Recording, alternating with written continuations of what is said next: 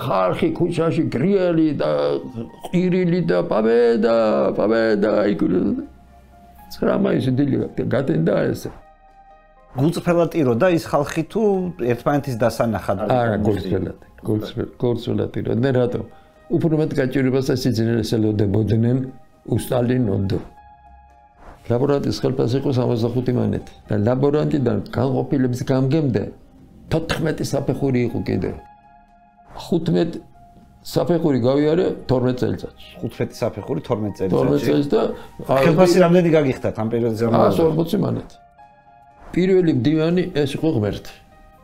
ვინც გინდა ყოფილიყო ქალი, კაცი, ახალგაზრდა, ხანდაზმული, გამოცილი, გამოუცდელი, ღმერთი. პირველი მდივანი არის ღმერთი. იშვიათად ნახავდით კაცს, რომ ფული არ აიღო. ვინც ფულს არ იღებდა, აი გაზლებდა 1-5 თვე და მე ჯორებდნენ დავიდა. ყველა ჩაება მერტამეობაში.